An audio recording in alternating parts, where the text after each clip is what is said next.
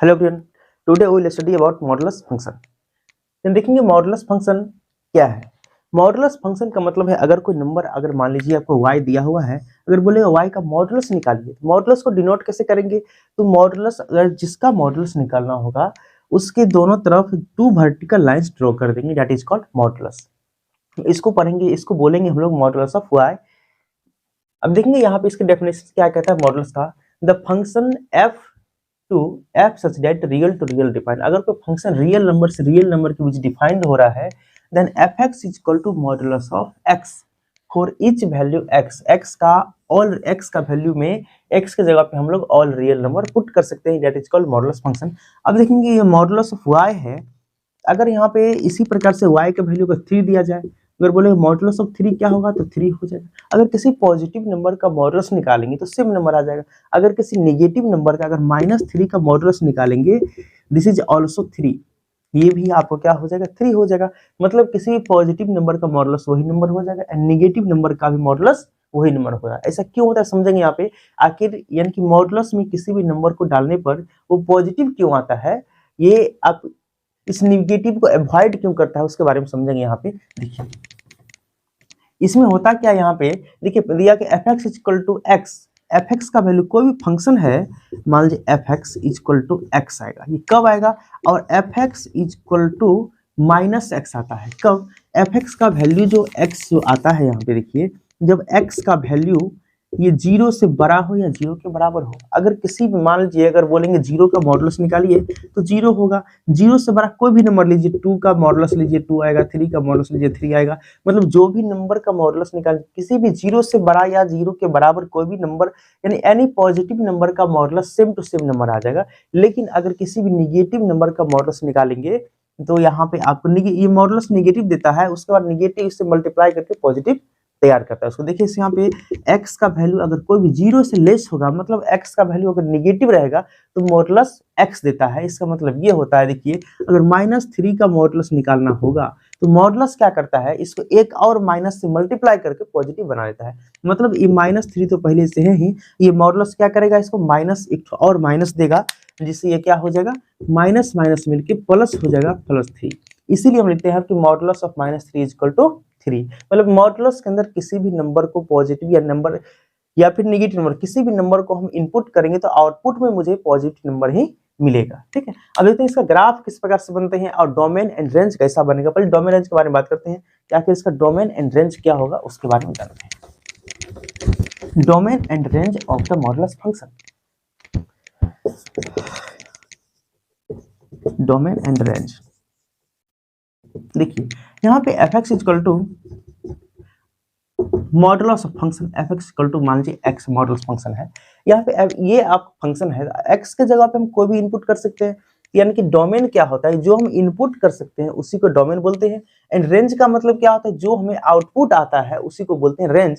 तो यहाँ पे डोमेन आप 0 भी पुट कर सकते हैं, x की जगह पे, x की जगह पे अगर 0 पुट करेंगे तो f0 का वैल्यू निकालेंगे तो यहाँ पे modulus of 0 is equal to 0 आएगा। अगर f ऑफ -1 निकालेंगे तो -1 का मॉडुलस इज इक्वल टू 1 हो जाएगा। f ऑफ यहाँ पे 2 पुट करेंगे +2, दिस इज ऑल्सो 2 का मॉडुलस 2 हो जाएगा। मतलब यहाँ पर देख रहे हैं कि अगर नेगेटिव वैल्यू भी इनपुट कर रहे हैं तो आउटपुट पॉजिटिव आ रहा है, अगर किसी पॉजिटिव वैल्यू को इनपुट कर रहे हैं तो आउटपुट पॉजिटिव आ रहा है। इसका मतलब ये हुआ कि आप इनपुट में किसी भी वैल्यू को पुट कर सकते हैं। इट मींस दैट -∞ से लेकर के +∞ तक किसी भी वैल्यू को हम इनपुट कर सकते हैं। मतलब डोमेन इसका क्या हो जाएगा, -∞ to +∞। It means that all real number यहाँ पे पुट कर सकते हैं।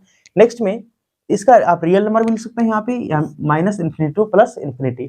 अब देखेंगे इसका रेंज क्या होगा, तो इसमें आउटपुट क्या क्या आया, आउटपुट हमेशा आपका आएगा ऑल पॉजिटिव नंबर। मतलब इसमें सिर्फ पॉजिटिव नंबर ही आएगा। तो यहाँ पे लिख सकते हैं कि 0 से ∞ तक, इसमें 0 से बड़ा सभी वैल्यू आ सकता है। मतलब यहाँ पे all non negative real number, ठीक है, सभी रियल नंबर लेना है लेकिन निगेटिव नंबर को नहीं लेना है। मतलब इसके आउटपुट में कोई भी निगेटिव नंबर मॉडुलस के बाहर को, अगर किसी भी नंबर को मॉडुलस के अंदर डालेंगे तो वहां पे बाहर जो निकलेगा हमेशा उसका आउटपुट जो मिलेगा वो हमेशा आपको पॉजिटिव मिलेगा, यानी कोई भी निगेटिव नंबर उसमें नहीं मिलेगा। ठीक है, तो ये इसका रेंज हो गया, ये इसका डोमेन। तो देखेंगे हम लोग यहाँ पे ग्राफ ऑफ मॉडुलस फंक्शन। किसी भी मॉडुलस फंक्शन दिया है, a modulus function means f x is equal to modulus of x. हम लोग एफ एक्स को वाई बोलते हैं, तो y is equal to modulus of x कह सकते हैं। देखिए ग्राफ किस प्रकार से बनता है, ग्राफ बनाने के रूल्स से हम यहाँ पे ग्राफ इसको ड्रॉ करेंगे। देखिए this is x axis and this is y axis and this is my x dash negative of x, this is negative of y। अब देखिए यहाँ पे ये आपका ओरिजिन हो गया,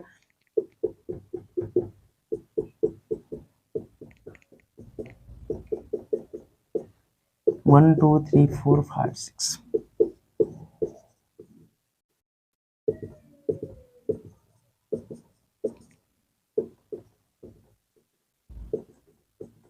चलिए इस प्रकार से नंबर आपका इसमें इंक्रीज करते रहता है। तो ये आपका हो गया ग्राफ। अब देखिए इस ग्राफ में देखेंगे y इज इक्वल टू जो आपका x दिया हुआ है, इसमें हम x और y के वैल्यू को निकालेंगे और x y के वैल्यू निकालने के बाद एक टेबल तैयार करेंगे और टेबल से हम उसका ग्राफ ड्रॉ करेंगे। देखिए तो टेबल हम ड्रॉ करते हैं यहाँ पे,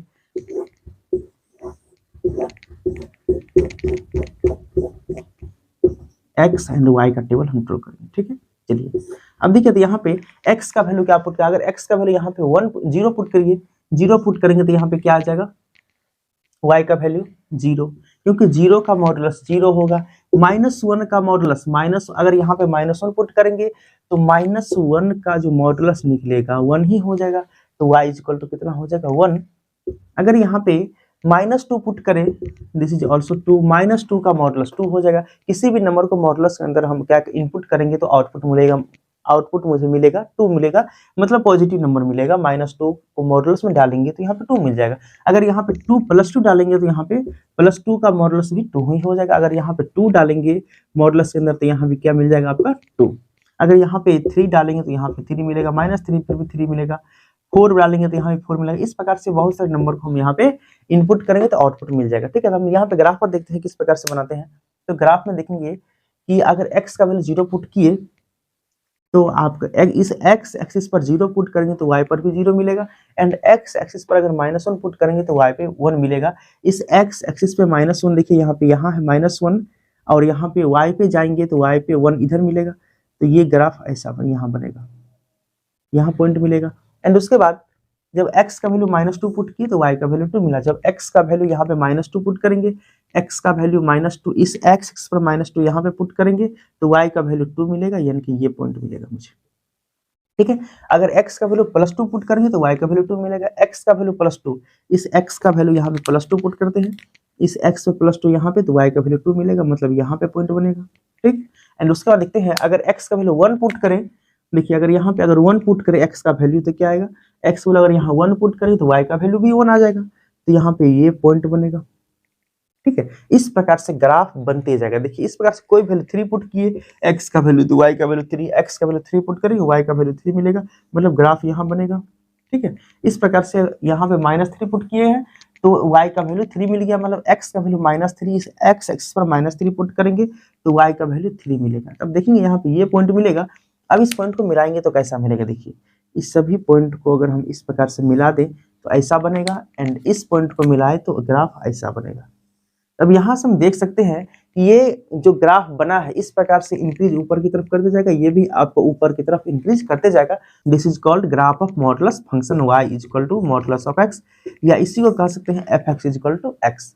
ये जो ग्राफ है कहलाएगा ग्राफ ऑफ मॉडुलस फंक्शन। ठीक है, अब नेक्स्ट में देखते हैं यहाँ पे इसका सिग्नम फंक्शन क्या होता है, उसके बारे में हम बात करते हैं। इसके बाद देखेंगे यहाँ पे सिग्नम फंक्शन में कहा गया है the function f such that real number से रियल नंबर के बीच डिफाइंड हो रहा है ये function f(x) is equal to 1 and 0 and -1। f(x) का 3 ठो वैल्यू यहाँ पे आएगा। देखिए f(x) का एक ठो वैल्यू आएगा 1 एंड x दूसरा वैल्यू 0 एंड तीसरा वैल्यू f(x) का -1। लेकिन तीनों का कंडीशन है कब आएगा 1, कब आएगा 0 एंड कब आएगा -1। जब x का वैल्यू 0 से बड़ा होगा तो इसका वैल्यू आएगा 1, एंड जब x का वैल्यू 0 के बराबर होगा तो इस f(x) का वैल्यू 0 आएगा, एंड जब x का वैल्यू 0 से छोटा होगा, x इज less than 0, then the value of f(x) is equal to -1 आएगा। ठीक है, तो यहाँ पे इस 3 कंडीशन को फॉलो करेगा सिग्नम फंक्शन जो यहाँ पे होता है f(x) is equal to modulus of x upon x। ठीक है, x हो गया। अब इसमें देखेंगे ये जो modulus of x upon x है, इसे ग्राफ किस प्रकार से बनाएंगे, ग्राफ के बारे में समझते हैं। तो देखिए हम जानते हैं f(x) = y होता है, तो इसको हम y = modulus of x upon x लिख सकते हैं। ठीक है, इन f(x) = y and modulus of x upon x। अब इसे हम x का वैल्यू और y का वैल्यू फाइंड करके हम यहाँ पे एक ग्राफ ड्रॉ करेंगे। दिस इज x, ये y axis, x dash and y dash. अब देखिए मॉडुलस फंक्शन का ग्राफ यहाँ पे 1 2 इस प्रकार से 0 1 2 -1 -2 -1 एंड -2 इस प्रकार से इसमें नंबर इंक्रीज करते रहेगा। तो देखेंगे यहाँ पे कि f(x) = modulus of x upon x मतलब y = x अपॉन x है। इसमें x का वैल्यू पुट करेंगे तो y का वैल्यू मिलेगा। तो यहाँ पे एक टेबल हम ड्रॉ कर लेंगे, उस टेबल के हेल्प से हम यहाँ पे ग्राफ इसको ड्रॉ करेंगे। इस टेबल में x का वैल्यू y का वैल्यू पुट यहाँ पे आ जाएगा। तो ये आपका x का वैल्यू पुट करेंगे, इसमें y का वैल्यू, तो x का वैल्यू देखेंगे क्या क्या पुट कर सकते हैं इसमें। तो जब x का वैल्यू 1 पुट करेंगे, इसमें x का वैल्यू अगर 1 पुट करेंगे, यहाँ पे x का वैल्यू 1 पुट करेंगे तो y का वैल्यू देखिए मिलेगा मुझे 1। इसमें हम x की जगह पे 1 पुट करेंगे, मॉडुलस ऑफ 1 = 1, 1 का मॉडुलस अपॉन 1, तो 1 का मॉडुलस 1 अपॉन 1 = 1 हो जाएगा। So the value of y is also 1। And जब इसमें 2 पुट करेंगे यहाँ पे देखिए तो कितना आ जाएगा, अगर modulus of 2 upon 2, so modulus of 2 = 2 upon 2, 2 cut के 1 आ जाएगा। फिर भी अगर x का वैल्यू 2 पुट किए फिर भी y का वैल्यू 1 आएगा। उसी प्रकार से जब x का वैल्यू 3 पुट करेंगे तो y का वैल्यू भी 1 ही आएगा। कैसे, अगर यहाँ पे हम 3 पुट करें तो modulus of 3 upon 3 is also 3 का मॉडुलस 3 होगा अपॉन 3 कट के 1 ही आ जाएगा। मतलब यहाँ पे x का कोई भी वैल्यू हम पुट करेंगे तो y का वैल्यू 1 आ जाएगा, मतलब 0 से बड़ा। तो यहाँ पे वही कहा गया, अगर x का 0 से बड़ा कोई भी वैल्यू पुट करेंगे तो हमेशा 1 आएगा। ठीक है, एंड x का वैल्यू अगर 0 पुट करेंगे, यहाँ पे देखिए तो 0 अपॉन 0, x का वैल्यू 0 पुट करेंगे तो कहाँ पे आ जाएगा 0। x का वैल्यू हम 0 पुट करेंगे तो इसका वैल्यू हमेशा 0 आएगा। एंड x का वैल्यू 0 से छोटा, 0 से छोटा क्या होता है, ऑल नेगेटिव नंबर। तो अगर 0 से छोटा कोई वैल्यू अगर नेगेटिव नंबर पुट करेंगे तो हमेशा -1 आएगा। देखिए कैसे आएगा, अगर x की जगह पे माइनस हम 3 पुट करेंगे, अगर -3 पुट करें तो -3, ये -3 का जो मॉडुलस हो जाएगा ये क्या हो जाएगा +3, एंड -3 का ये -3 रहेगा, तो 3 3 कट जाएगा तो बचेगा आपका -1 बचेगा। यहाँ पे -3 पुट करने पर कितना आया -1। अगर x का वैल्यू -2 पुट करें तो क्या आएगा, देखिए इस x के जगह पे -2 पुट करेंगे, मॉडुलस अपॉन -2, सो -2 का मॉडुलस 2 अपॉन 2, ये -2 है, कट के आपको -1 बचेगा। मतलब x का कोई भी नेगेटिव वैल्यू पुट करेंगे तो y का वैल्यू -1 ही आएगा। ठीक है, इस प्रकार से हम ग्राफ ड्रॉ करेंगे। देखिए x का वैल्यू जब यहाँ पे 1 लिए, पॉजिटिव 1, तो y का वैल्यू 1 आया। x का वैल्यू अगर यहाँ पे 1 लेंगे तो y का वैल्यू भी 1 आएगा। यहाँ पे ग्राफ बनेगा एंड ये पॉइंट आपका होगा 1 1 पॉइंट। एंड नेक्स्ट जब x का वैल्यू 2 लिए तो फिर भी y का वैल्यू 1, x का वैल्यू 2 लेंगे तो y का वैल्यू 1 पर ही आएगा यहाँ पे। ठीक है, एंड उसी प्रकार से ये पॉइंट आपका कहलाएगा 2 and 1, x का वैल्यू 2, y का वैल्यू 1। अगर x का वैल्यू 3 लेंगे, x का वैल्यू 3 यहाँ पे लेंगे तो यहाँ पे 3 ले लीजिए, x का 3 तो y का वैल्यू भी 1 ही आएगा इसका। इस प्रकार से ग्राफ ये बढ़ते रहेगा आगे की ओर। ठीक है, एंड उसके बाद देखेंगे अगर नेगेटिव 0 लेंगे तो कहाँ पे आएगा, अगर x का वैल्यू 0 लिए तो y का वैल्यू भी 0 आएगा, इस 0 पॉइंट पे आ जाएगा। एंड उसके बाद जब x का वैल्यू -3 लेंगे, x का वैल्यू -3 लीजिए, मान लीजिए यहाँ -3 है, x इस x एक्सिस पर अगर x का वैल्यू -3 लेंगे तो y का वैल्यू -1 आएगा। तो -1 कहाँ पे है, y का वैल्यू इस y पे -1 यहाँ पे है, -1 यहाँ पे, इस y एक्सिस पे -1 यहाँ पे है। सो यहाँ बनेगा इसका ग्राफ, यहाँ पे इस पॉइंट का नाम क्या हो जाएगा -3 एंड -1। ठीक है, जब यहाँ उसी प्रकार से अगर मान लीजिए -2 लेंगे तो यहाँ फिर भी -1, मतलब x से छोटा कोई, 0 से छोटा कोई भी वैल्यू आप ले लीजिए, सभी का पॉइंट आपका f(x) = क्या आ जाएगा -1 ही आएगा। x से छोटा अगर x का वैल्यू लेंगे तो, अगर मान लीजिए यहाँ पे 1 लेते फिर भी, अगर -1 लेंगे फिर भी -1 ही आएगा, यहीं पे बनेगा। अगर -2 लेंगे फिर भी यही बनेगा। मतलब ये ग्राफ कैसा बनेगा, इस प्रकार से ग्राफ बनेगा, ऐसा ग्राफ इस प्रकार से इधर बढ़ते रहेगा। एंड ये ग्राफ कैसा बनेगा, इस प्रकार से ऐसा ग्राफ बनेगा। मतलब this is the graph of signum function. ये जो ग्राफ है आपका सिग्नम फंक्शन का ग्राफ है। ठीक, अब नेक्स्ट इसको देखेंगे यहाँ पे ग्रेटेस्ट इंटीजर फंक्शन। इसमें कहा गया है कि ग्रेटेस्ट इंटीजर फंक्शन का मतलब है, इस नाम से स्पष्ट है, ग्रेटेस्ट इंटीजर फंक्शन।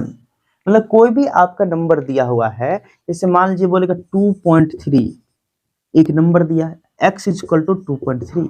अगर बोलेगा what is the greatest integer function of x, इस x का ग्रेटेस्ट इंटीजर फंक्शन मुझे फाइंड कीजिए। कैसे करेंगे?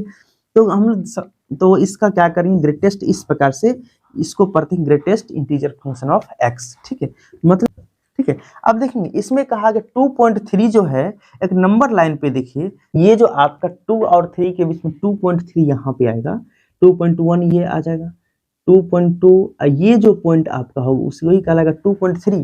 तो देखना इस सभी पॉइंट में ये 2 है, 2.1, 2.2, 2.3, यहाँ तक में सबसे ग्रेटेस्ट इंटीजर फंक्शन कौन है? इसके पीछे 1 है, 0 है, ये सब इंटीजर फंक्शन है। तो यहाँ पे इंटीजर नंबर में सबसे ये 0 हो गया एक इंटीजर नंबर, 1 इंटीजर नंबर हो गया, 2 इंटीजर नंबर हो गया, इस सभी में सबसे ग्रेटेस्ट इंटीजर कौन है? 2।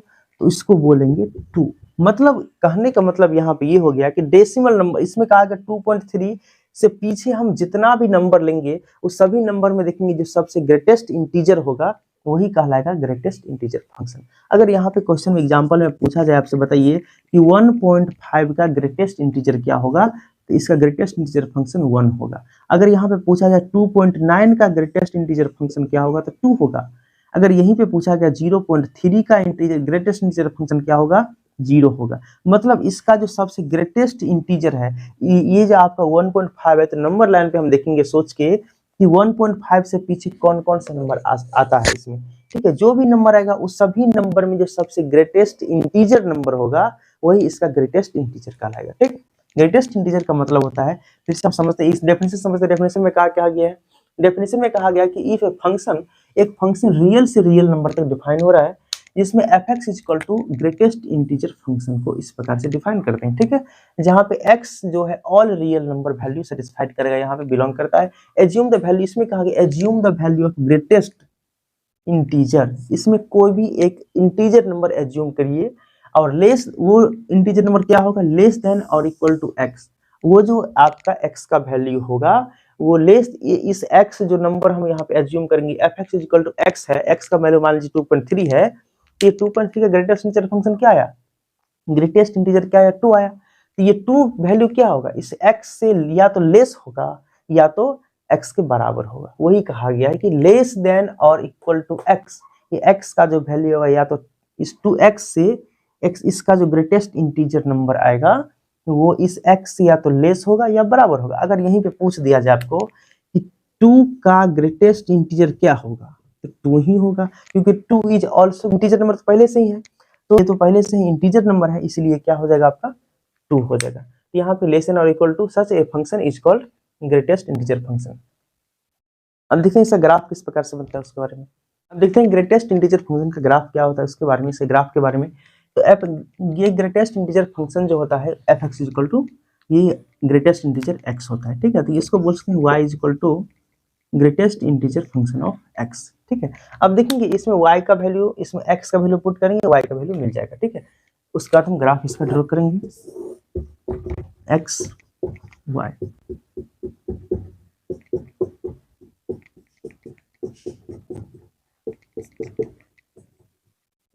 अब देखिए इसमें देखेंगे इसका नंबर 1 2 3 4 5 6,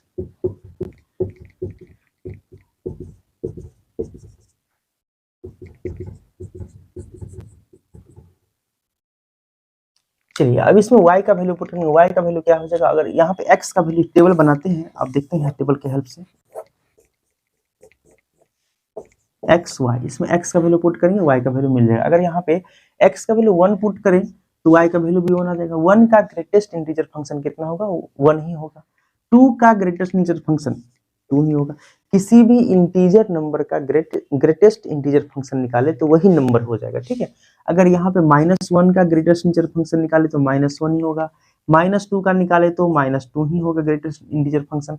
अगर यहाँ पे अगर x का वैल्यू हम ले लें 2.2 तो उसका ग्रेटेस्ट इंटीजर फंक्शन क्या होगा, इसका x का ग्रेटेस्ट इंटीजर फंक्शन निकाल लेंगे तो 2 आ जाएगा। तो 2.2 का ग्रेटेस्ट इंटीजर फंक्शन 2, 2.3 का ग्रेटेस्ट इंटीजर फंक्शन 2, मतलब 2.2 से लेकर के, मतलब 2.1 से लेकर के और 2.2 2.3 से लेकर के 2.9 तक जो नंबर होगा इस सभी का ग्रेटेस्ट इंटीजर फंक्शन आपका 2 ही आएगा।